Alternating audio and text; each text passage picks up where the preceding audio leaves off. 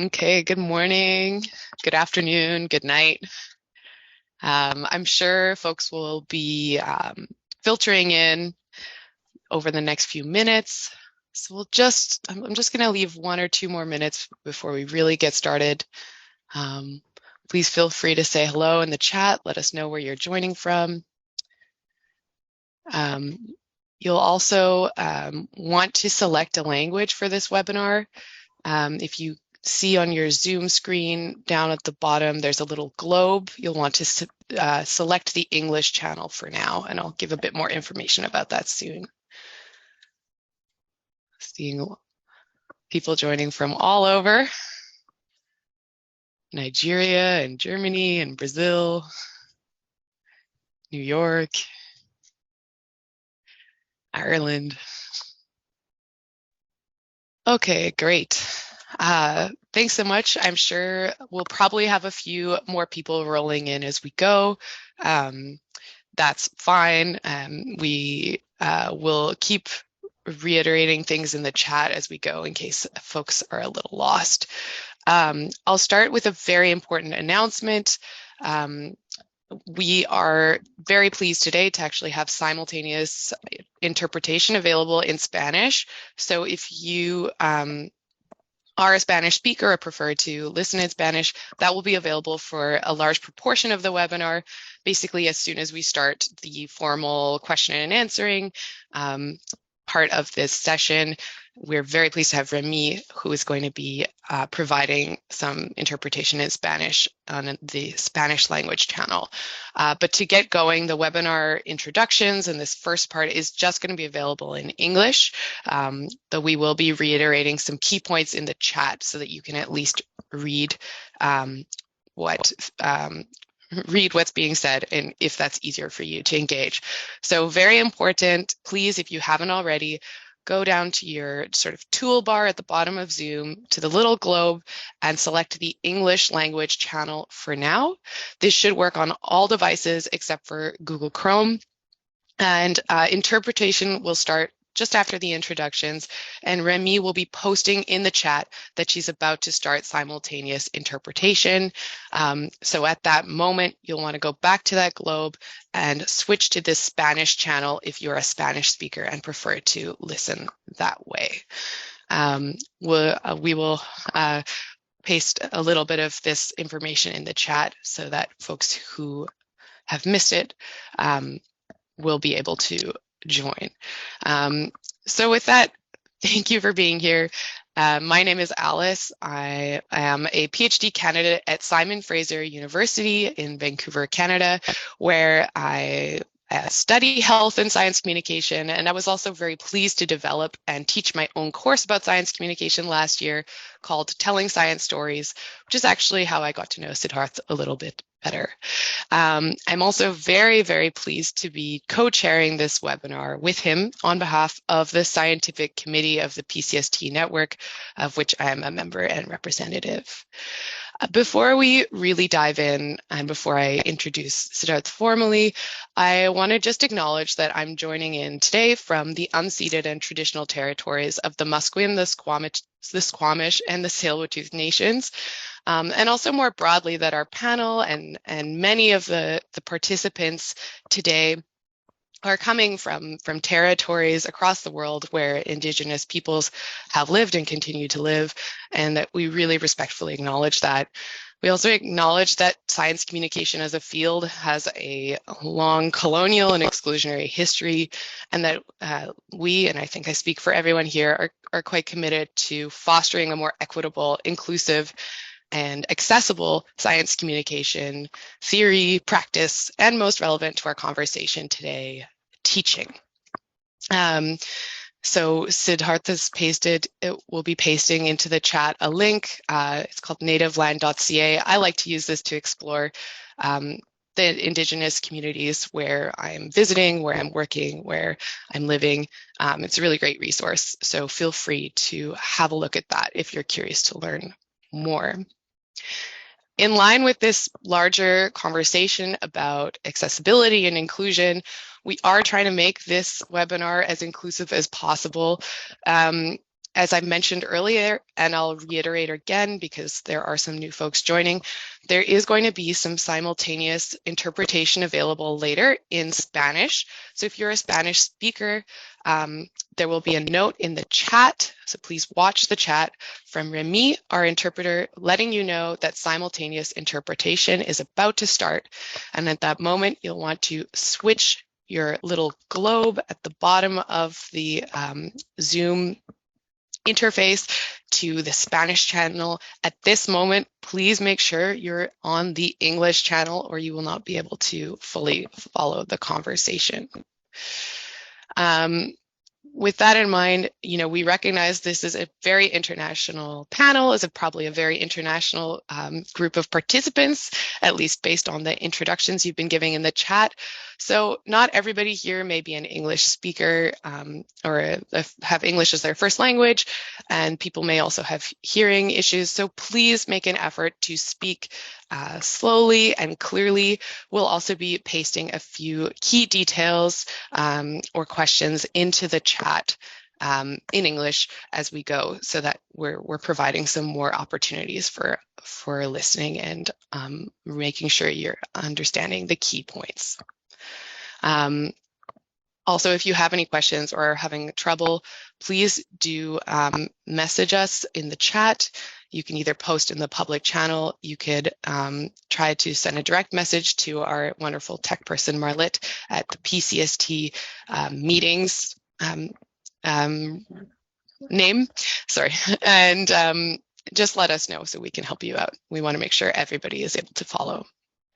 And so with that, I'm very pleased to turn it over to my wonderful co-chair, Siddharth Kunkaria, who is a science communication practitioner and researcher who's been doing a lot of amazing work developing intersectional and I'd say quite inclusive science communication in practices for the Global South. He currently works as a communications and program manager at NCBS Bangalore, where he also teaches 2 foundational courses in science communication. So with that, over to you. Thank you so much, Alice, for that very kind introduction.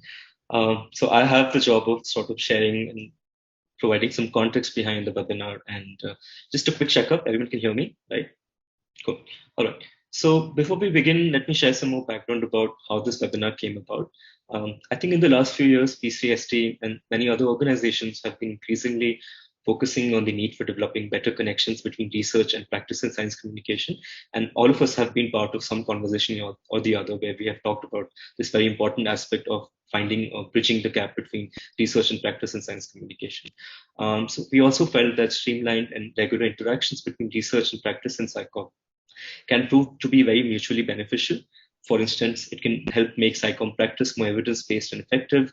And on the other hand, it can also allow SciComm research to become more localized, topical, and reflexive.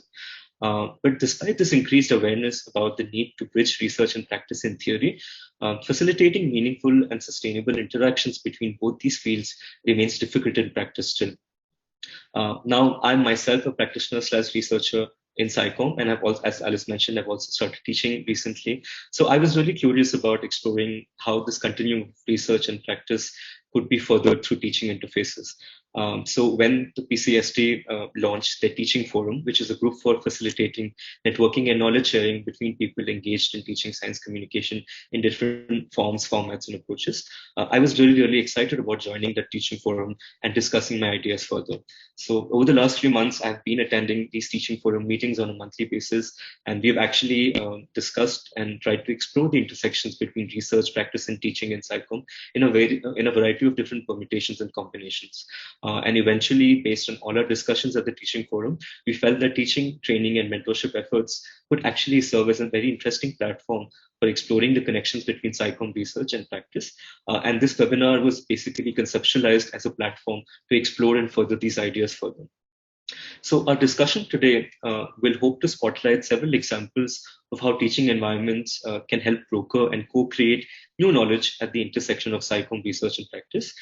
We have a really exciting panel of SciComm practitioners and researchers joining us today who have been engaged in a diversity of teaching, training, and mentorship efforts within SciComm, and we hope to learn a lot from their expertise and experiences today. So without any further ado, let me introduce you to all our wonderful panelists for the day. First off, we have Claire Wilkinson, who is an associate professor and the co-director of the Science Communication Unit at the University of West of England in the UK. As the interim program leader for the MSc Science Communication program at UW Bristol, she's directly involved in both the research and teaching of science communication. Welcome, Claire. Next off, we have Edith Escalon, who is an associate professor in science communication and then at the Universidad Veracruzana in Mexico. She is the founder and coordinator of the diploma program in science communication, where she teaches inclusive science communication practices to postgraduate science students as well as scientists. Welcome, Edith. Lovely to have you with us today. Next, we have Eric Stengler, who is an assistant professor at the Cooperstown Graduate Program at the State University of New York at Oneonta in the US. Teaching within the Science Museum Studies track, he's interested in situating science museums in the wider context of science communication and modernizing museums for the 21st century. Welcome, Eric. Lovely to have you with us. And lastly, we have Tobias Lutzer, who is a PhD candidate at the Chair of Science Journalism within the Technical University of Dortmund in Germany, and is part of the newly formed Rhine-Road Center for Science Communication Research. With a keen interest in studying social science journalism, he's engaged in teaching journalism to an interdisciplinary mix of students. Welcome, Tobias. Lovely to have you with us. So before we begin, here's a few quick announcements. Our webinar today will begin with each of our speakers describing their own teaching context and practices for 5 minutes each, and this will be followed by an interactive Q&A session. You're welcome to share your questions in the Q&A box or in the chat box, and we'll get to it later in the Q&A session. Given the scope of our discussion today and the interest that we had in this topic, we decided to have this webinar for a period of 90 minutes instead of the usual 60 minutes that is followed for most PCST webinars. So that's something to note. But do not worry, we are going to have a short bio break at about 3:55 p.m. Universal Time, which will allow people to take a short break and grab a cup of tea or coffee or use the loo as the case might be. However, if you would like to remain with us during this break, we also have a short mapping activity planned for you, where we'll be asking you about some of the challenges you have faced in teaching SciComm within your own local context and potential solutions to them, if any. We would, of course, once again encourage you to use the Q&A or the chat window within Zoom to share your questions and comments, and we'll try to pose these questions to the panelists during the Q&A session to be followed after the presentations. With that, I would like to invite back Alice to begin our panel discussion with the prompt for our speakers. Over to you, Alice. Thank you, Siddharth. So to kick us off, I'm going to invite each of the panelists to just briefly let us know a little bit about the state of science communication education in their country or region, because as you just heard, folks are joining in from a pretty diverse range of places. And so I'm wondering if each of you could just share a little bit about science communication, where you are working, and your own experiences of integrating science communication research and practice in teaching, training, and mentorship. So maybe to kick us off, we can start with, who's feeling ready? With Eric? Yes, of course. Right, so hello everybody. It's really a pleasure to be here. I'm talking now not from my usual place in New York, in Cooperstown, but from Pittsburgh, where I'm attending another conference. I just wanted to share, as you asked, first of all, how science communication looks like around here, region or country-wise, the whole US. From my experience, having taught in a science communication context, and now more specifically in a science museum studies context, I can see that most of the science communication programs where it is taught at a graduate level are either from the social sciences or from the journalist side. This is important because this was actually related to the first point I wanted to make in regards of my own experience in teaching and bridging the gap between research and practice.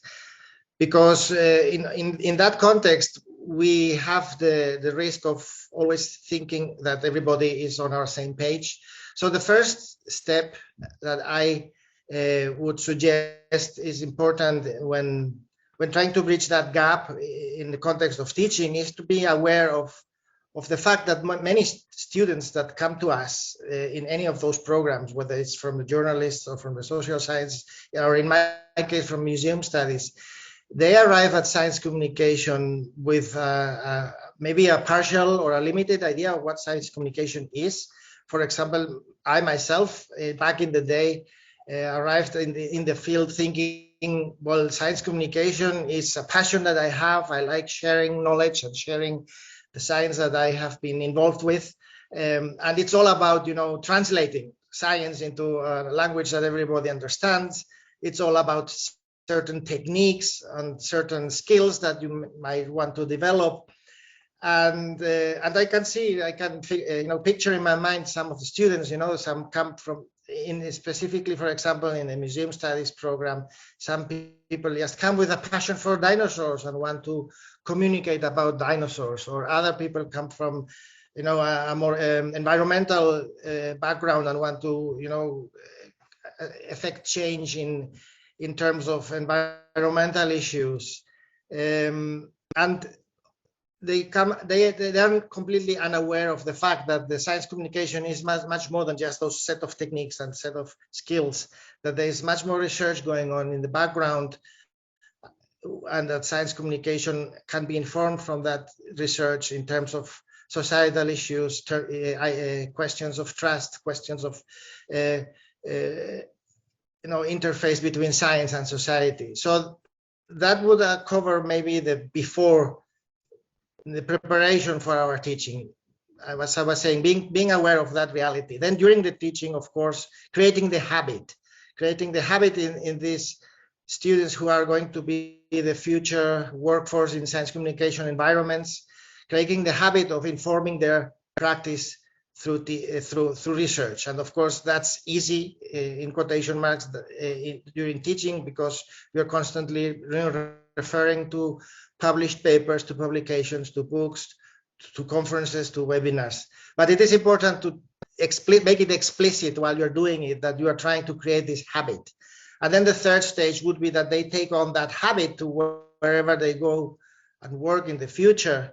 And then little by little, they create a culture change wherever they work, especially if they later on go up the professional ladder and have management positions. Because I think one of the most important challenges to bridge that gap between research and practice is precisely the culture in the workplace, where I remember when I worked in science museums, there was no time nor opportunity to actually sit back, reflect, look up research papers, research publications. Museums would often not even be subscribed to those journals. So if those students that go through our teaching little by little take on with them that habit, and maybe they can help create that culture change where places where science communication is practiced actually foster and create that environment where practitioners can look up and inform their practice with with research. Wonderful. Thank you, Eric. I'll now pass it over to Edith, who will tell us a little bit about her experiences teaching in Mexico.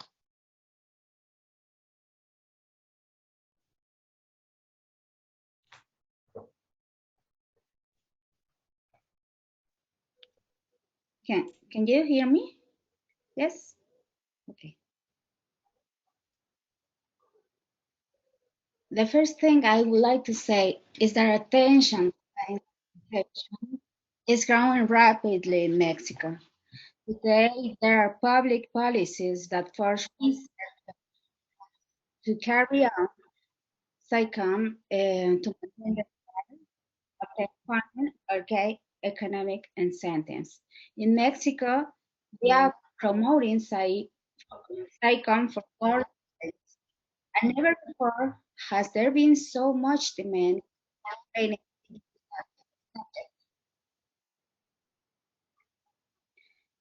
However, the courses and opportunities on offer are limited. We have only 3 postgraduate degrees linked to the field, and linked to the field, and although they are excellent programs, they are not enough to cover the demand in a country where more than 35,000 researchers are required to do SciComm. There is no bachelor's degree program available, for example. Instead, what predominates are short and very practical courses that take 2 to 20 hours to complete, and a dozen diploma courses of around 200 hours that offer more specific training. As Elaine Reynoso says, these programs are very diverse in terms of objectives, scope, profile of their students, and approaches. Some prioritize scientific content, others focus on the medium used, while others build on theory, practice, or some combination of these approaches. Others, like our diploma in science communication program at Universidad Veracruzana, focus on training scientists to decide SciComm strategies with a local focus. The reason, well, in Mexico, as in many Latin American countries, poverty and marginalization in rural indigenous communities is around 70%. What does this situation mean? That many communities do not have access to healthcare, drinking water, internet, electricity, nor education, as well as segregation from science. In Veracruz, where my university is located, more than 70% live in poverty.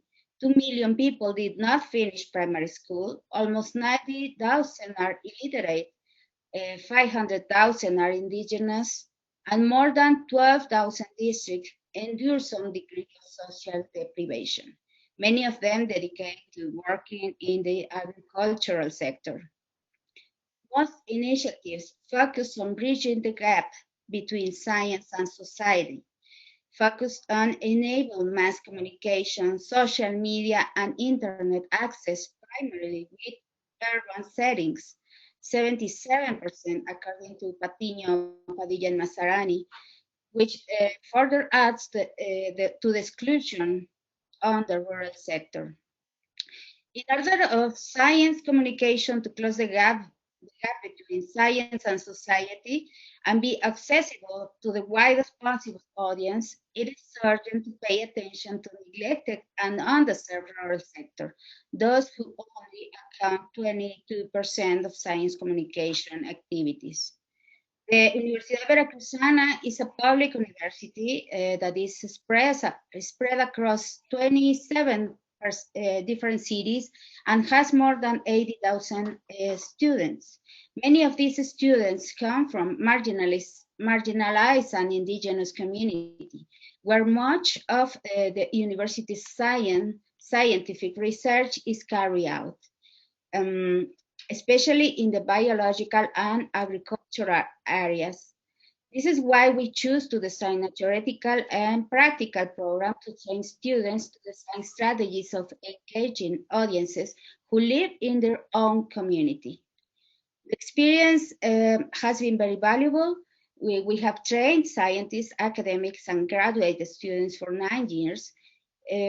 Contact with academic theory and literature, and with SciComm experts inside and outside of Mexico has allowed them to improve their practice and projects. Of course, it is a process, but the didactic approach of our courses focuses on creating communities of learning and practice, has allowed the students to continue their learning after graduation.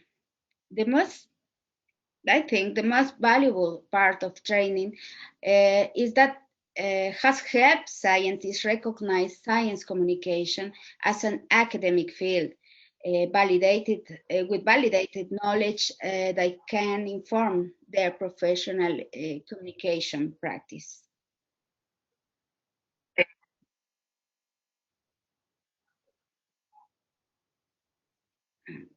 Thanks. Great, thank you, Edith. It's interesting to see some similar themes there around sort of the culture of integrating science communication research and teaching, and also these issues of what courses are actually available and what the demand is. With that, I would like to turn it over to Tobias to tell us a little bit more about science communication in your community.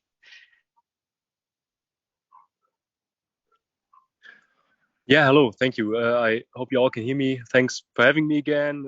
I think it's great to see like people joining from all over the world, and it's a great opportunity to share experiences from different cultural contexts and countries. So I want to try and give an impression of the state of science communication in Germany. As you could see from my introduction, I'm not all the way up career ladder by now, so I'm also a PhD student. So my insights may be limited, but maybe that's even it's even a chance to have a clear view on things.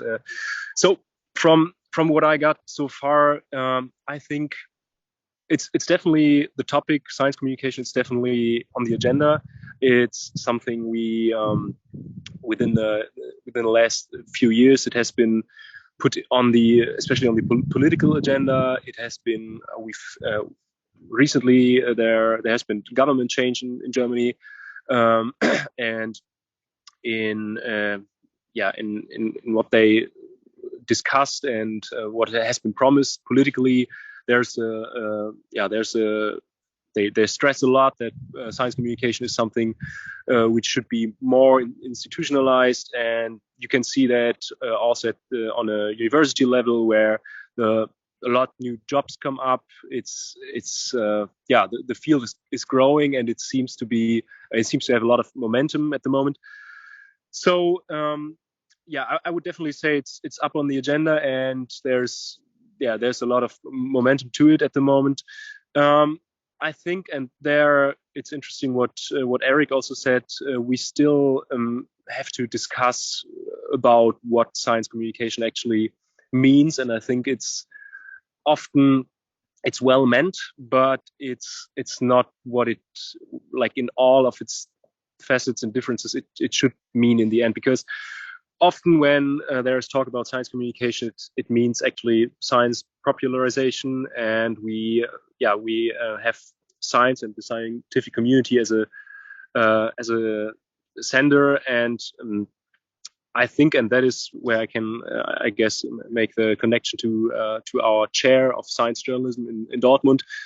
We focus on educating science journalists, obviously, and our approach is that especially science journalism should not only be a communicator of science and an institution where science is made more popular to the general public, but obviously journalists and public people who are communicating science also are dealing with a very important topic. And it is important that it's not all about popularization, but especially that journalists also question things, maybe give context to things. And so it's not all about communicating results of science, but also communicating context of science.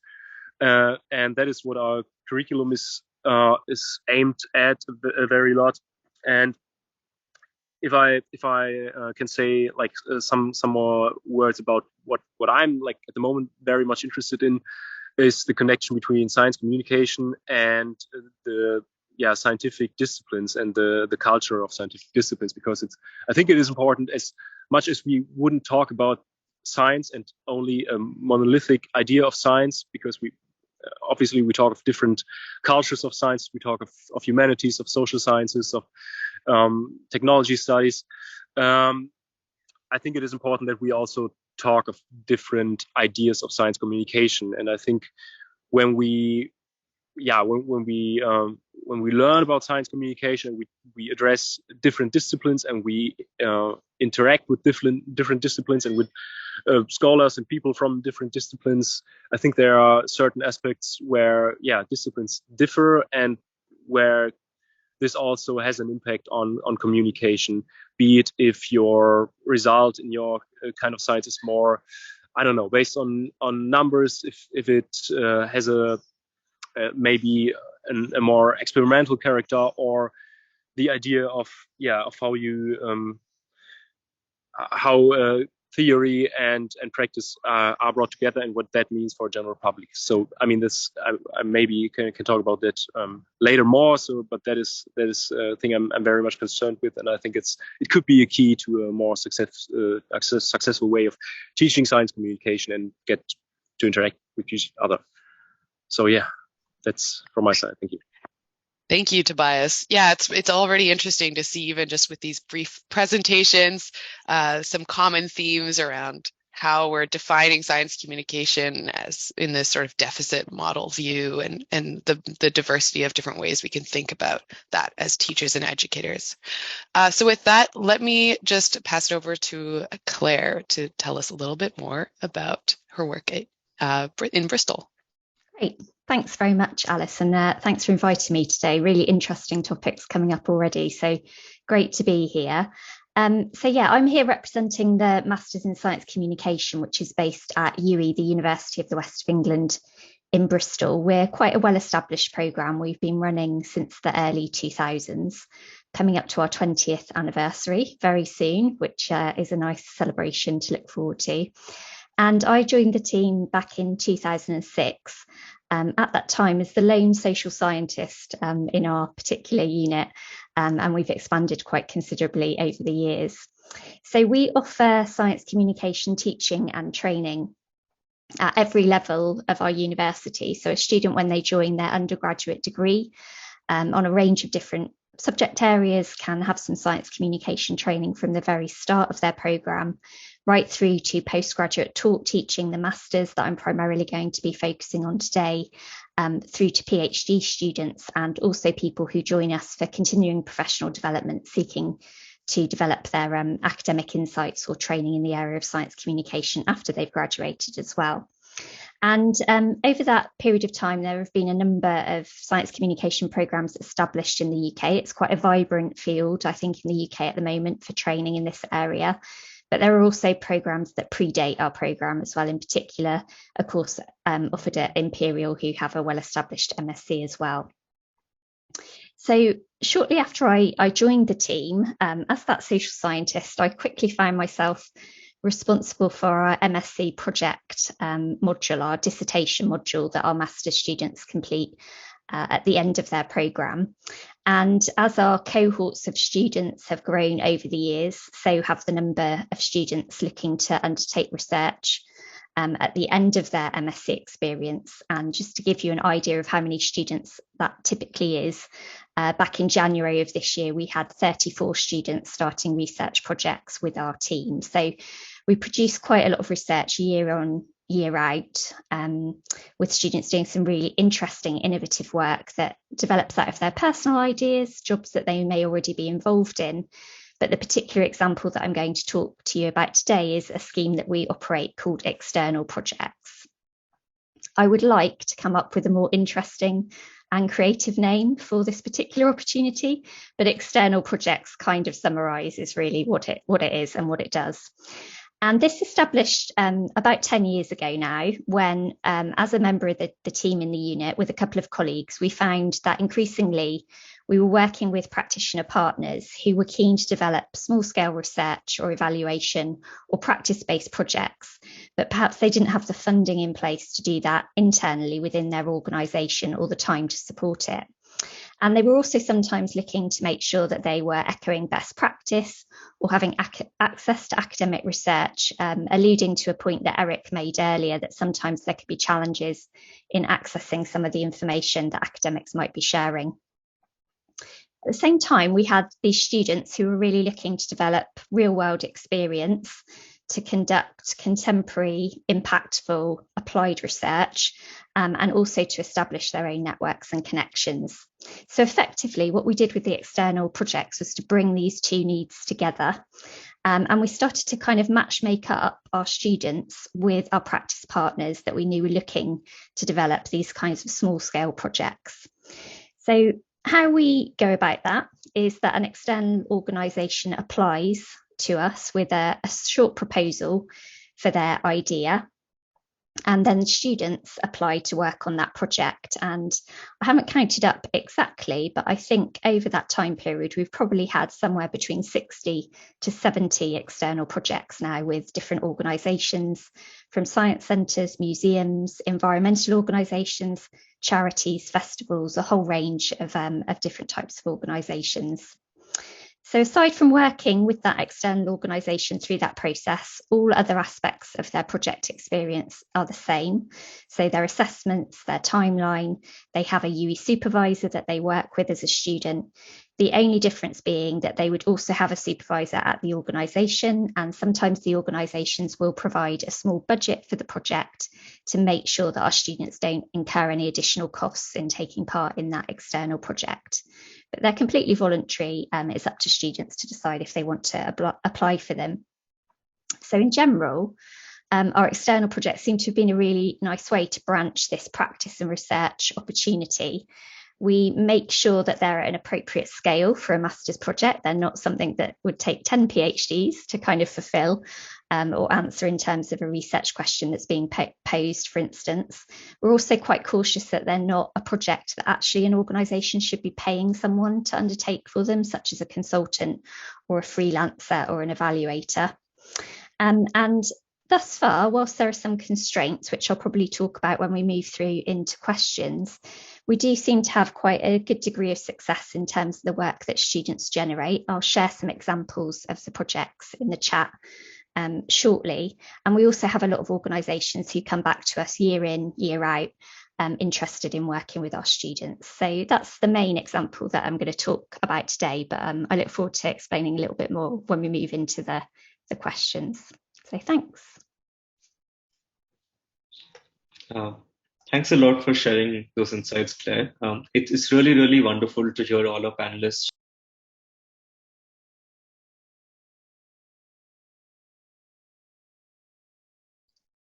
Siddharth, you hit your mute You're button. muted somehow. Sorry. I'm sorry about that. So thank you so much for sharing those insights, Claire. It's really, really lovely to hear from all our panelists and hear more about the cultures, the context, and the challenges they have faced in terms of teaching science communication and trying to integrate research and practice insights into trying to improve their teaching. So it's really lovely to hear from all of you, and thank you so much for sharing those stories with us. So I'm going to now pick up on something that Claire, Eric, and Tobias, all three of you mentioned. So Tobias mentioned something about the communication of social science and humanities as well as science. And there is something to be said about a lot of science communication research, ironically, can also might be inaccessible to a lot of practitioners or might be filled with a lot of jargon. Based on that context, I wanted to ask all our panelists, do you think teaching environments could serve as an effective tool for brokering and sort of trying to, build bridges between science communication research and practice? And how has that been in your experience?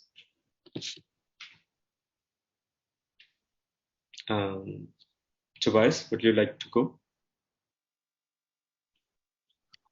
Oh, suddenly I can't hear you, Tobias. I think you're on mute. Can you hear me now? Yes. Okay, perfect. Actually, I don't know. Can somebody else go first, because I might process Sure. a bit longer. Thank you. All right. Anybody else would like to go first? Claire, Eric, Edith. I'm happy to respond to that question if that's helpful. I completely agree about the jargons and challenges of branching between research and practice. So I think to some extent we have a slight advantage in terms of the way our program's designed. It's very applied at UE, so students throughout their program have these opportunities to think about that research practice connection.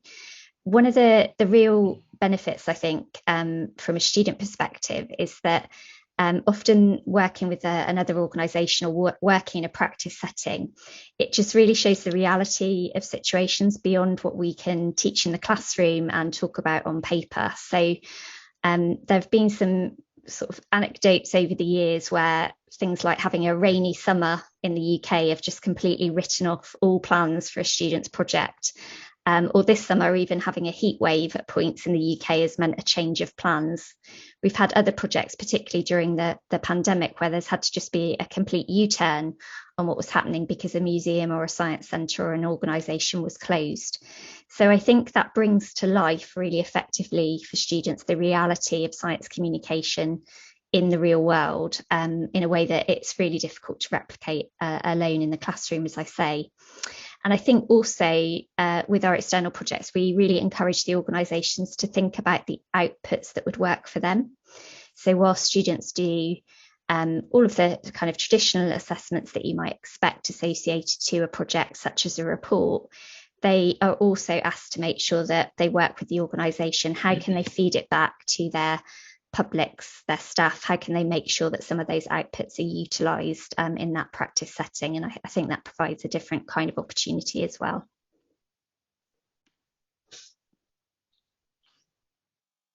Great. Thank you so much for sharing that, Claire. Edith? Okay. I believe that they are effective to the extent that they connect with the academic field of SciComm and with the across that make it up. Science communication is an academic field that, at least in Mexico, the vast majority of students don't even know exist before they start their courses. For example, before entering the diploma program, 18% of our students didn't know any SciComm journals. 92% had never read a paper in the area, and 87% had never taken training courses that took more than 10 hours. However, 78% had already carried out at least one science communication activity. The teaching environment that we offer them transforms that ignorance, builds new reference and their frames of thought, and helps them see the value of professional SciComm training. At the same time, it fits the exchange between students and SciComm communication professionals. I think that is important, the most important.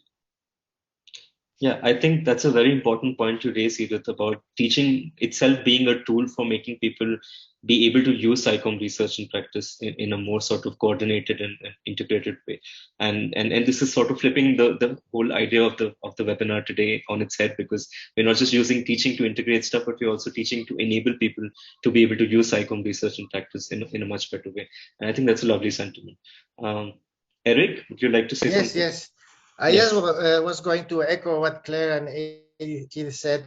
It is a two-way avenue. As you were hinting at that too. It's not only about informing practice with research, it's also about making aware practitioners that there's research, and also connecting them with researchers so that the research can be grounded in practice. And I think with those real world projects that Claire was mentioning, work very well. Obviously, we tried also to have our students do real world projects for real museums, all the way from hands-on activities in public to creating the strategic planning for a museum for the following 5 years.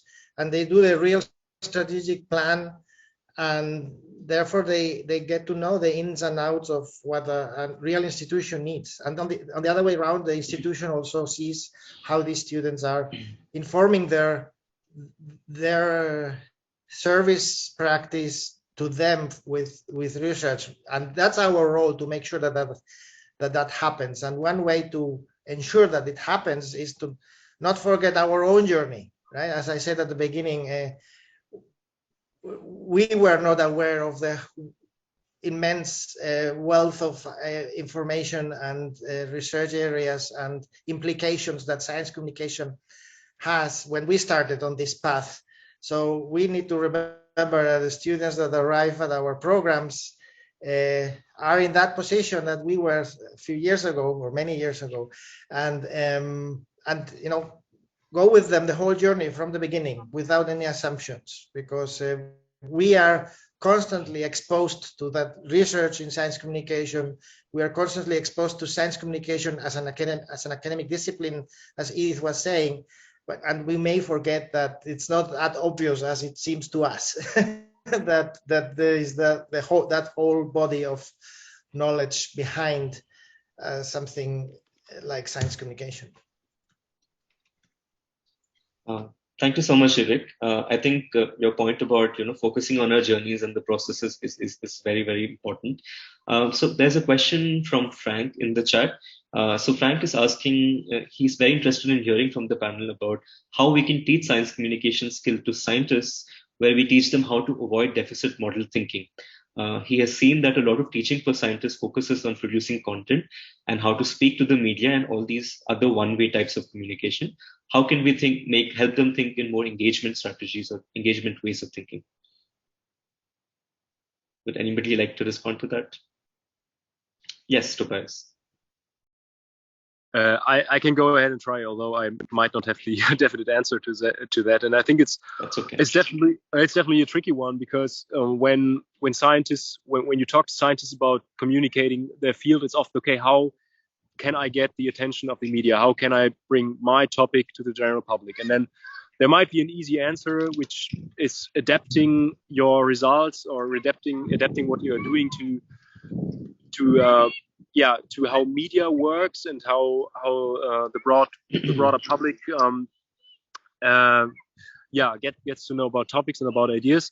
And I think sometimes it's worth it to tell them that it's important, although also from a quality of science and the science you want to do, and the science. I mean, you have a certain idea of the quality of the research you're doing, so you should have a certain idea of the communication and of the quality of the communication of the research you're doing. So sometimes it's good to make a step back and say, okay, we don't only have the results.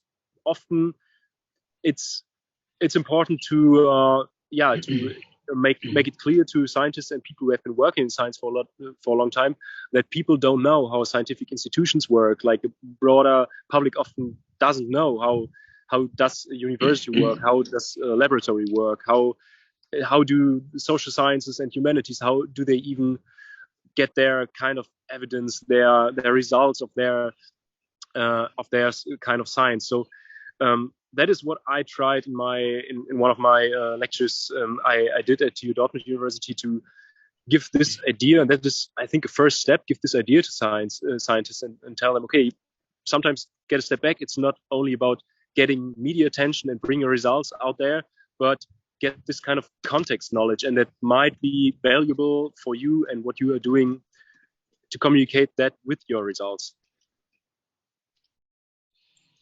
Yes, I think Eric is writing it.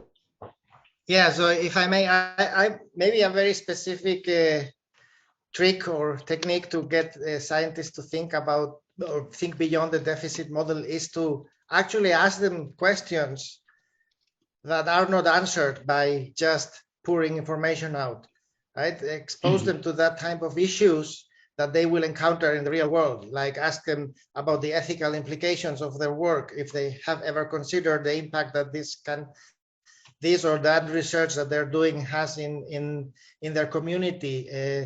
All these kind of questions that we constantly discuss in academic science communication will expose them to those questions. Maybe if it's in the context of training, then in a mock-up situation, so that then they're prepared to think about these questions and be prepared when they face the real public. And then, of course, in real world situations where the public certainly will end up asking these kind of questions. So yeah, more or less in that direction would be a good idea. Thanks, Eric. That's a great point. Would anyone else like to add anything quickly before we move on?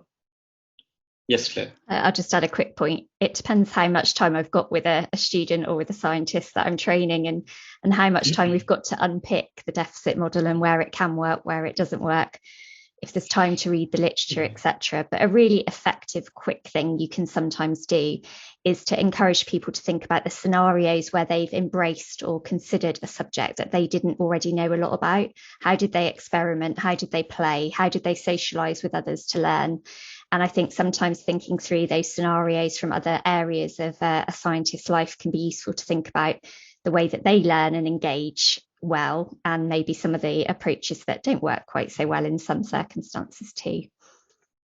Absolutely. I think that's a great tip. Thanks for that, Claire. If I might just add one more thing. So I also train a lot of scientists, Frank, and I think something that really works for me every single time is just asking the scientists to sort of step away from thinking, why is it that they are doing the SciComm?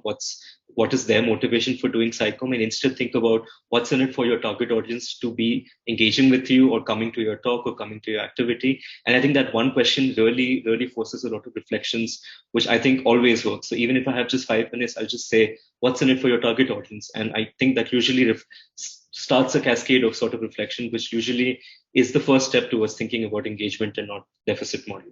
So that's just my 2 cents. Thank you. Great. It is a really interesting conversation. And I think it touches on a broader question, which maybe relates to what Heather was just asking in the chat around scientific uncertainty. And I think that more broadly, there's a question here about, making sure that our teaching of science communication actually contributes to making science communication practice more evidence-based and effective. We know the deficit model doesn't work. And so what strategies can we actually use to make our teaching an effective tool towards ensuring practice is evidence-based? So I want to turn that bigger picture question over to the panelists, maybe starting with Edith.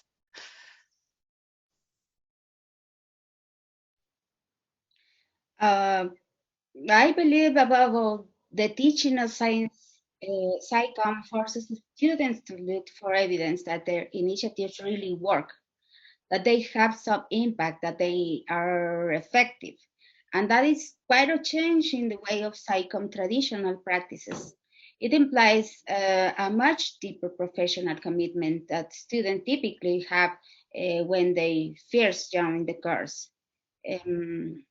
We have seen exposing students to real context of interaction with audiences sensitizes them to the challenge of practicing science communication. They discover that generating meaning on public participation is not easy. We want them to constantly ask themselves, so did it work? In doing so, they discovered their own limitation as science communicators. And this, instead of moving them away from the field, commit them to even more. Many times, students discover that there is not enough science communication research about the diverse, complex contexts they face. Some of our students have written about this in academic journals.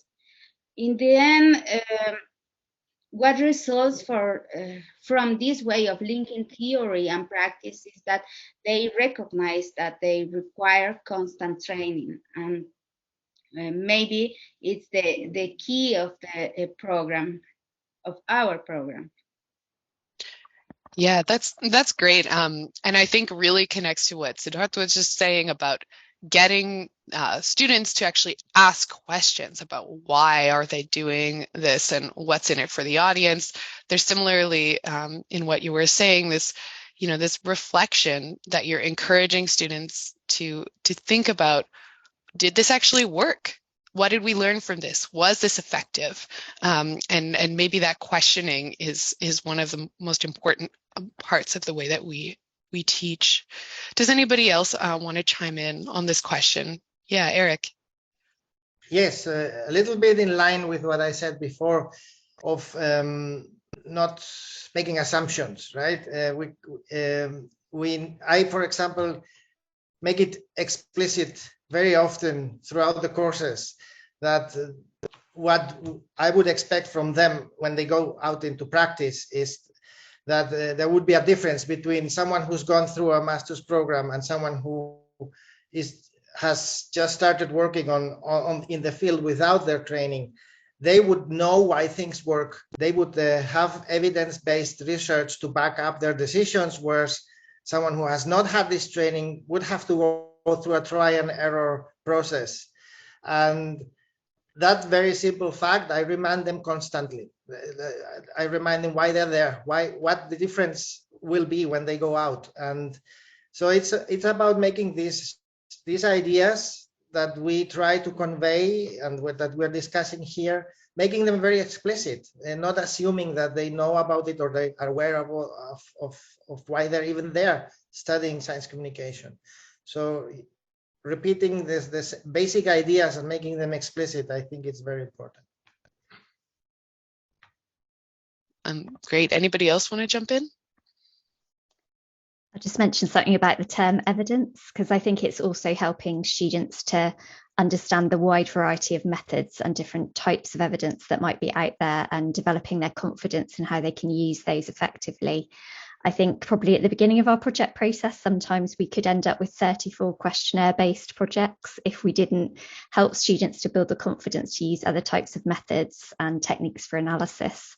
So I think it's really important as well in terms of thinking how those projects can have outputs that link through to practice, policy, applied settings, making sure that we also support them in how they can convey those results at a later date is something that's sort of important to consider in that project process as well.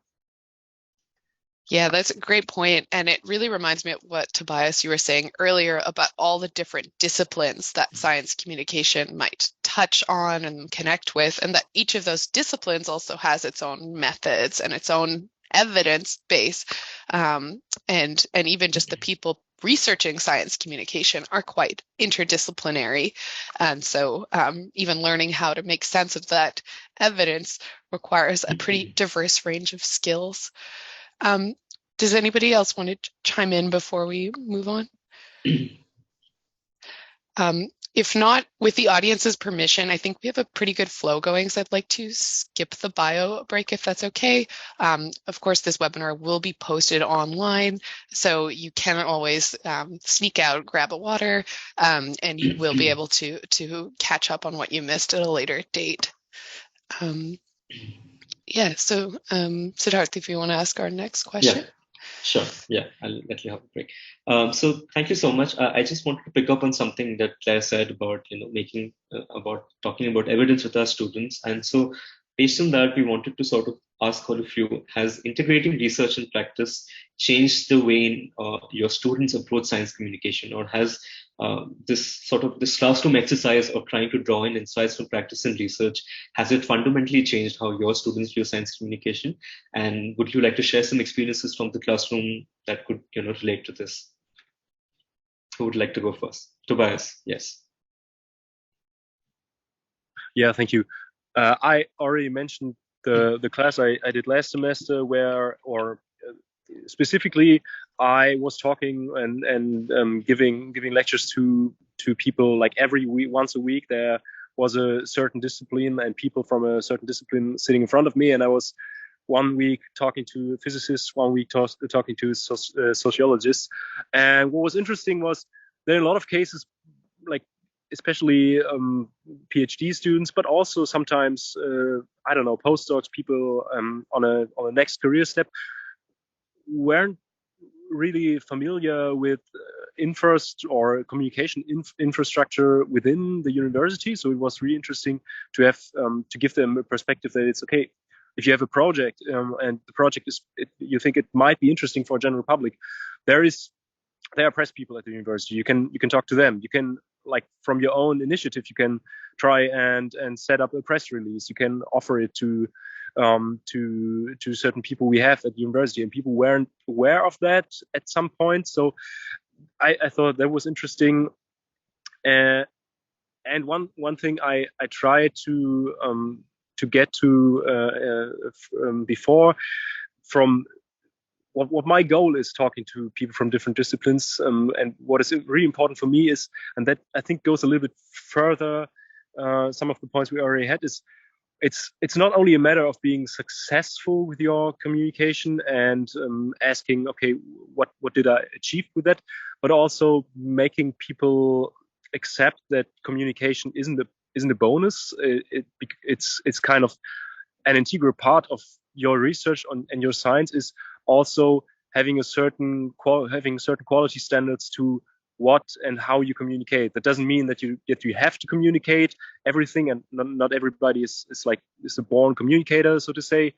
But when you communicate and you decide to go outside with what you do, think of it as you would think of your research, where you have those quality standards we all try and apply to, because we want to be trustworthy scientists, and adapt that to your communication. Don't leave out important information. Don't leave out context information when you put out a press release, and there has been maybe another paper which was in a direction to what you are making public. So you should mention that, like, for example. So that is for me an important point. I'm very much behind, and I try to also give everybody, like, coming to class, I do. So thanks a lot, Tobias. I think that's a great point. Yes, Eric. Well, I can only just certify from my experience that it actually happens, that it's really rewarding and amazing to see how students who come into the program whose only interest was, bugs and classifying bugs, end up, doing a thesis about controversial issues in botanic gardens, or, students who were, enthusiastic about astronomy end up, seeing things and seeing activities and seeing issues from the perspective of science capital, which they had never heard about before they came to our courses. So yeah, I can only certify that this is happening all the time. And I mean, I have a lot of time to have to see that transformation, because it's a 2-year program. And in that regard, I can say that I'm fortunate, because during those 2 years, I can build in a lot of milestones and elements that are, aimed at getting to them to that. But I can only say that it's worth the effort, and it's actually happening, that that the transformation happens in the terms of the issues that we're talking here about. Thanks, Eric. I think that's a great point of also making people realize it's not just about communicating facts, but also the process of science, and maybe even questioning science in some ways, even being more critical of science, and understanding where your social positioning may play a role in terms of how much access to science you might have. So I think the point you made about science capital is actually really, really pertinent. So thank you for that. Would anyone else like to add any more sort of experiences from the classroom? Yes, Edith.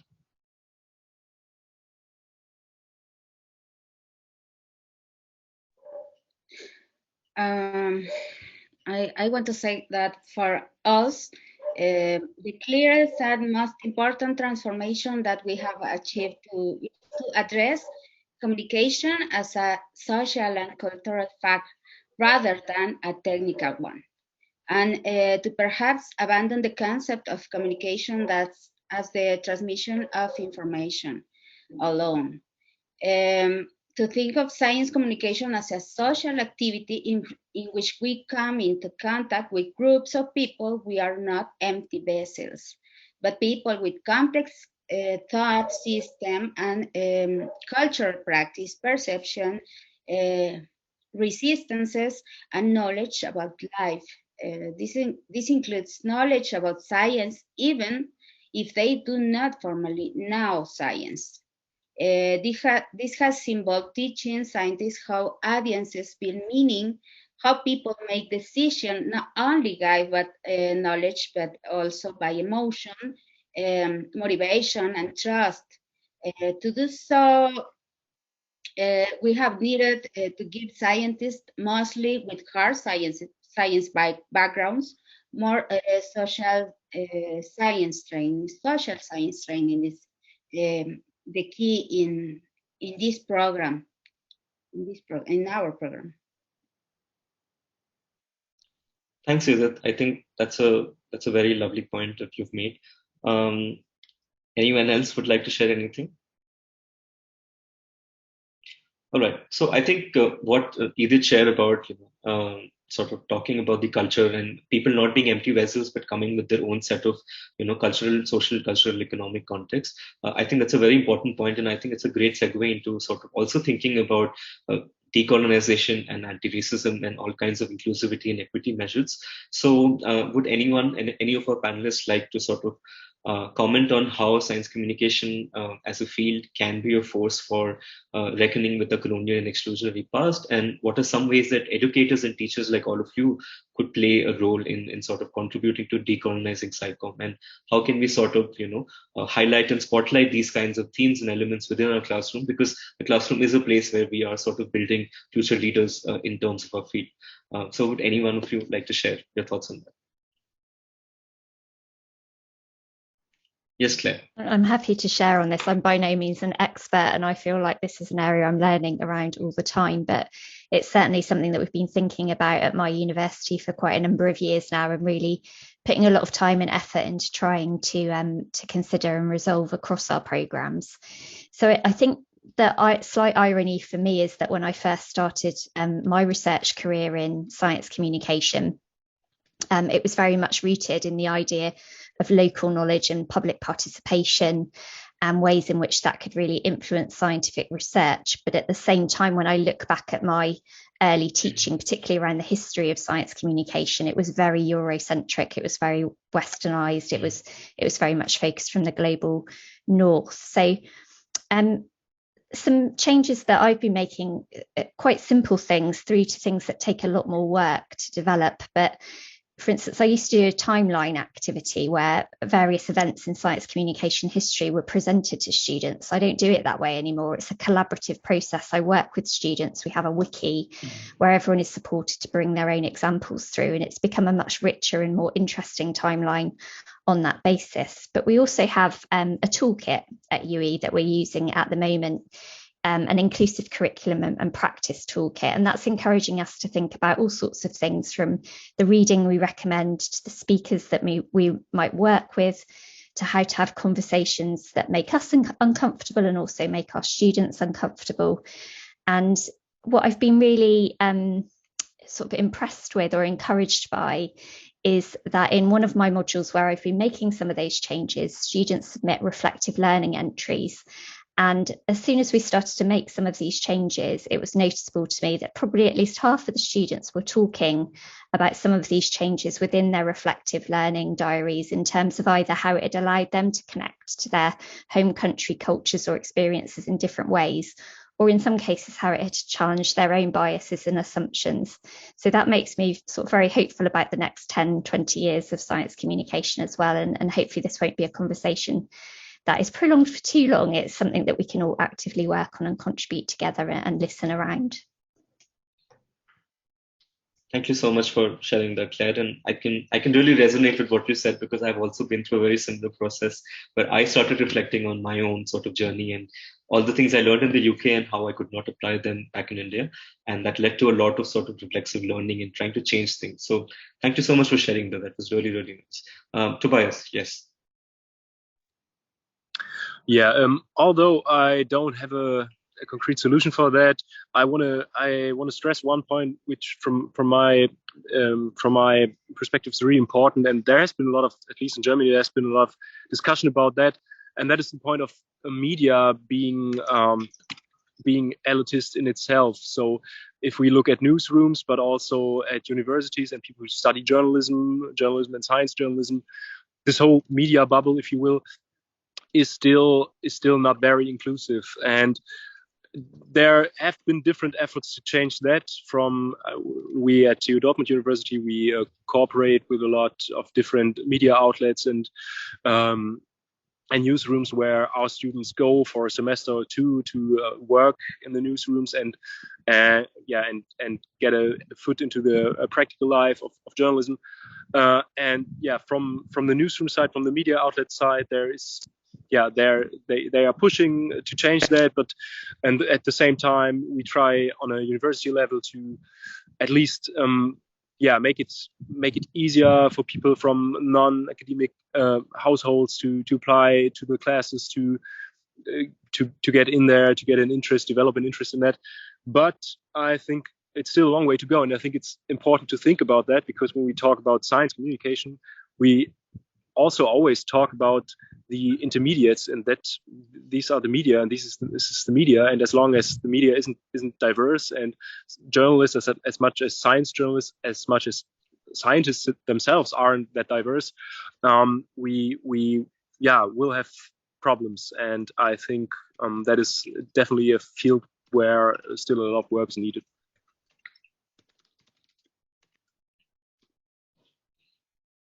Right. Yeah, great. Anybody else want to jump in before we move on?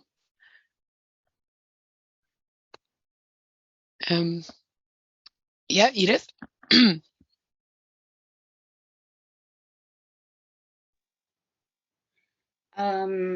This question seems fundamental to me and for many of who teach SciComm, not only in Latin America, as we see. We have to talk about how and why science has been understood as the only form of true knowledge. Why? Because this way of thinking has contributed to building the barriers between science and society. This gap that SciComm tries to narrow was not built by people, but by Western science itself, and its attempt to legitimize itself as regime of truth. In our diploma course, we have several sessions dedicated to talking about the colonial heritage and the ways in which science has been legitimized as the only true knowledge, excluding other forms of knowledge. We specifically have this discussion and reflection precisely because our students often work with rural and indigenous audiences that have their own lived expertise and ancestral and traditional knowledge developed by people practicing Western science. We've learned that it's not easy for scientists to question their own epistemes. I think that to start, we have to recognize colonial heritage in our courses and discuss it in class. We have to talk about it because it also a barrier to establishing links between scientists and other members of the community. I think that it's very important for us. Sorry, my Wi-Fi cut out there for the last bit of what you were saying, but hopefully everybody else heard you well. I think just want to point out that there's a lot of excellent resources being shared in the chat. So if you're not monitoring that, you may want to start having a poke around. Thanks to everybody, including the audience, who's been sharing some of the tools they've been using to make their own teaching more inclusive and decolonized. I want to sort of go to a question that Elaine raised a while ago in the chat about sort of this gap between academics and practitioners. And it's come up a little bit in our conversation already, but I'm wondering if any of the panelists have additional thoughts about sort of closing those gaps that sometimes exist between people who do science communication and people who research science communication. I know there's already been some discussion about, partnering students with people out in the real world, but are there other tools you've used to sort of, incentivize knowledge transfer among researchers and more use of research knowledge among practitioners?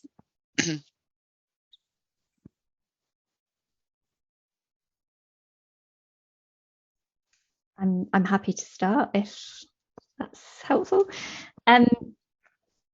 So I think there's a lot of commonalities actually between practitioners and researchers and the barriers faced in some of these challenges around knowledge transfer. And I think many studies of researchers and their views towards science communication and knowledge transfer might form a part of that, stresses again and again how challenging time is for researchers. And I think we need to look at the ways in which some of these processes are incentivized and recognized at a broader level, be that by funders, institutions, or by some of the personal connections that researchers might have in their disciplinary communities. So I think that's a challenge. I think time is also a challenge for practitioners.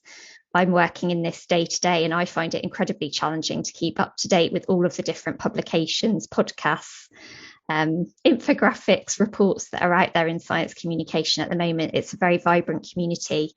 So I think from our perspective at UE, what often works is sort of snapshots of time and also signposting.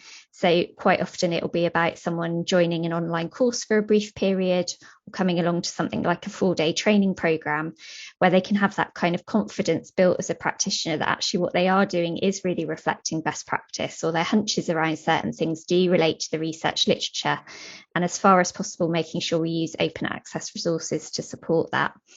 But I think there's a resourcing question as well. I think things like communities of practice, newsletters, etc., they can be great, but often it's really hard to get funding for them.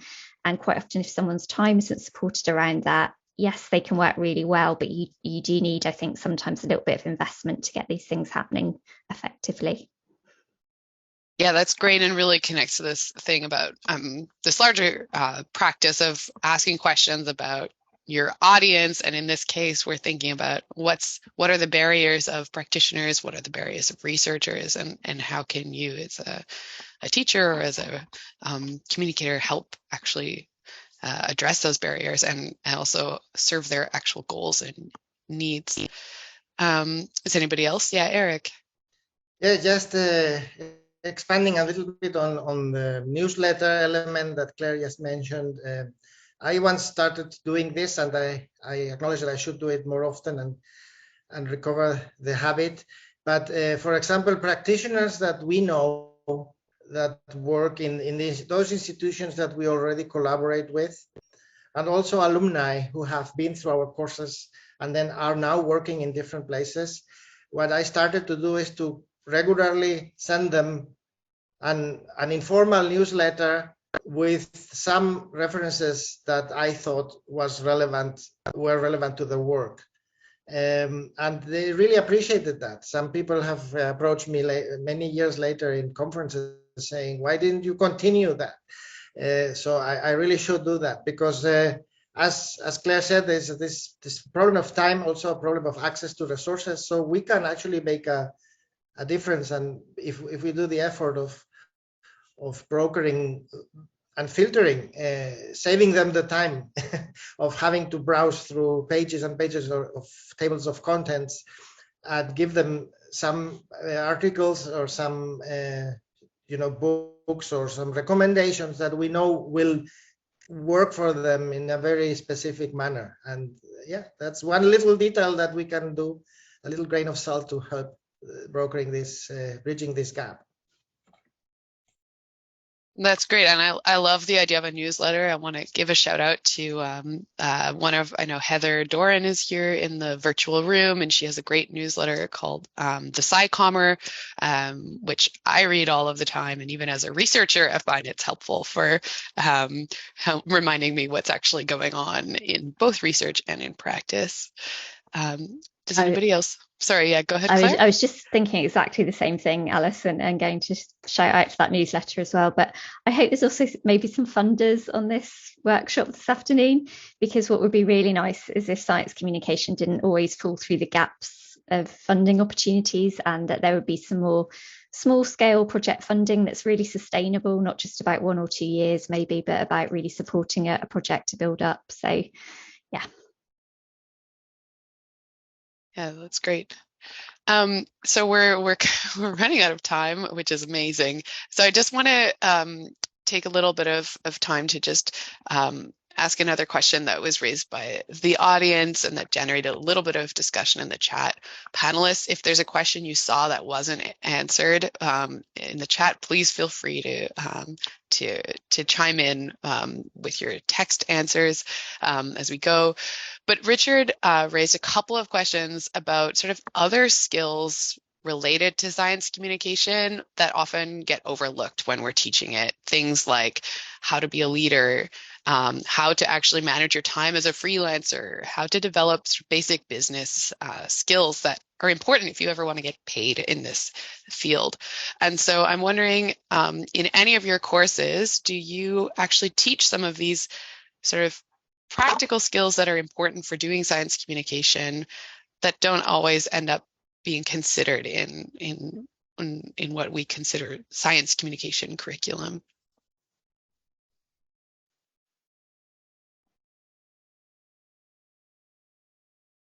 And if not, maybe we should be thinking about this as teachers. Well, I can just mention the fact that being in a wider museum studies program, these kind of issues are taught by colleagues that are not me.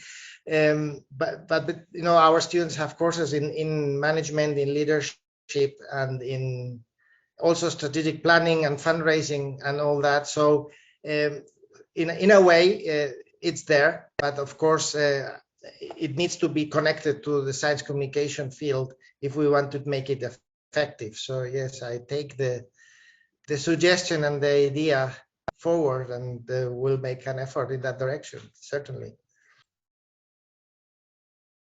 Great. Okay, Tobias? Yeah, I definitely would agree. Although, like at our university, obviously when we teach journalists and science journalists, these topics are an important part of the education we give them, because yeah, being a freelancer isn't easy these days, and so especially in times of grave media change, and a lot of things happening in this field. It's those make up a really important part. But yeah, maybe it might be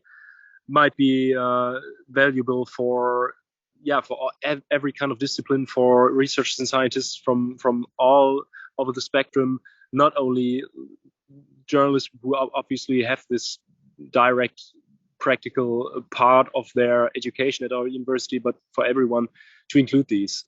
I think there's really an inspiring thought. Yeah. Great. Yeah, Claire? So we do cover sort of professional skills development to an extent on some of our programs. Often, again, it's back to time. We sometimes don't have time to fit everything in that we'd like to.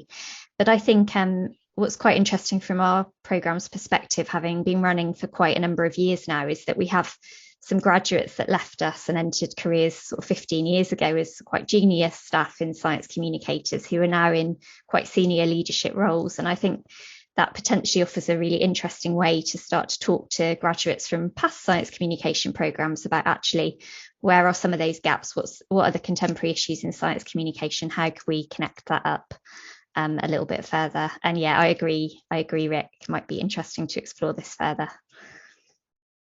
Yeah, I definitely know that for myself, every time I do webinars or skills training, these are the questions that come up that I haven't answered in advance because we tend to overlook them when we're talking about science communication, but they're such an important part of the reality of doing this work.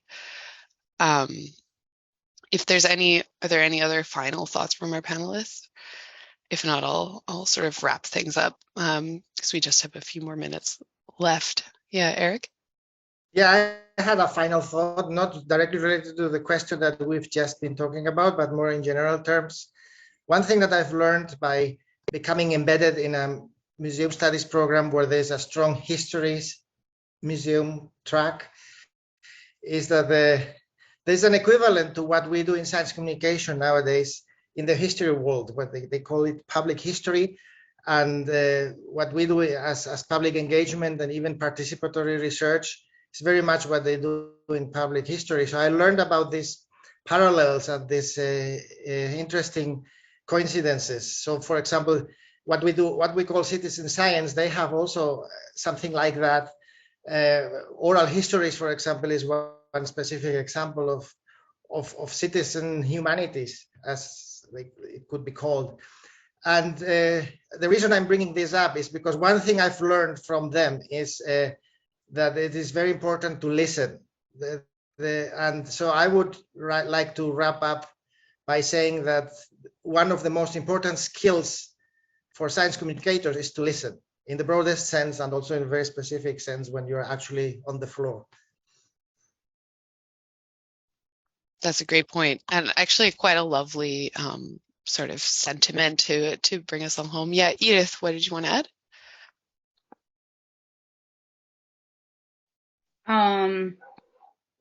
I like to say we try to teach students from direct interaction with audiences. As I said before, ours are audiences that are very far from science. We need to understand how they are, how they think, to design process more than communication products of the science. I think that is a skill that is not always considered, and that we need to better focus on the long-term activities that we want to achieve, and not just do or write. We want to achieve change, so we have to think about long-term connections. That's my final thought. Beautiful. I'm going to have to wrap us up because we only have 4 minutes left. This hour and a half just flew by. There were so many things that we touched on today in a pretty short period of time and from such different contexts. I think for me, a huge takeaway of this session has been how diverse science communication is around the world, how different our strategies of teaching can be, but also that there are common themes like a lack of knowledge about what science communication actually is and isn't, and that the deficit model is not the only or the best way to communicate about science.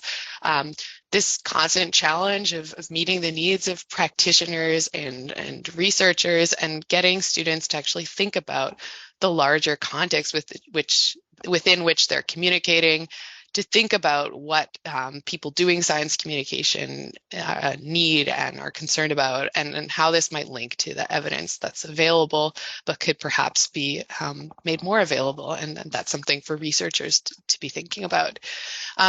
There's no way I can summarize everything that we talked about, but luckily I don't have to. As Siddharth just shared in the chat, we will be releasing a recording of this webinar in the next few weeks, so keep an eye on that space.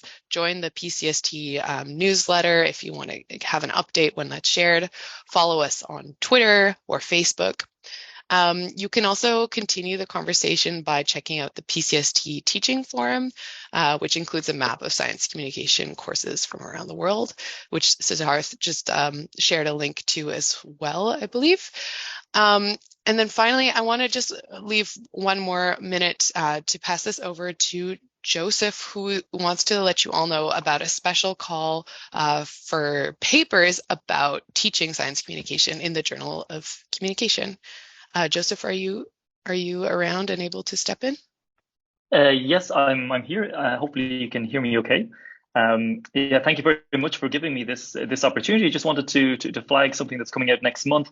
So SciComm, the Journal of Science Communication, will have a special issue called Science Communication in Higher Education, Global Perspectives on the Teaching of Science Communication. So we're releasing the call next month for abstracts.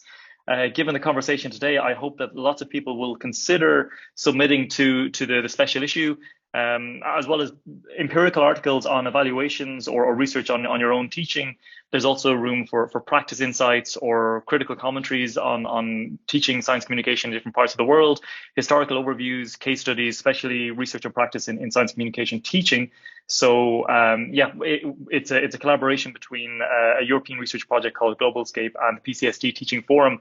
So we're very happy that the PCST has allowed us to just give a shout out to this upcoming special issue.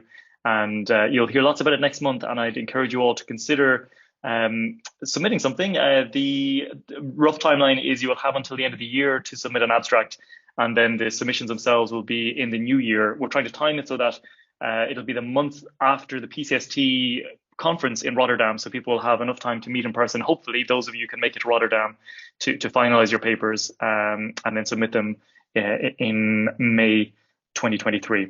Thank you for letting me give that quick announcement, and lovely to see you all. Thank you so much, Joseph, for sharing that call. And I think that's a great sort of future action point for all of us to take forward all the insights and discussions that we've had today. And it would be really nice if we all could sort of, work together and take this SciComm intersection of research, teaching, and practice further. With that, I think we have come to the end of our webinar. I would just like to end by saying a big thank you to everybody at PCST who has helped us organize this, Jenny, Louisa, Marina, Michelle, all of us at the Teaching Forum who were sort of instrumental in trying to get this together. A big thank you to you all, and most importantly, a big thank you to all our panelists for coming and sharing their insights with us today. And last but not the least, a very, very big thank you to all the people in the audience today, both online and offline. We're going to see it later. Thank you so much for all your contributions, and the discussion was really, really lovely. Thanks to all of your contributions. With that, a very good evening, morning, afternoon to everyone, and thank you so much for joining us today. Bye-bye. Thanks, everyone. Have a great day.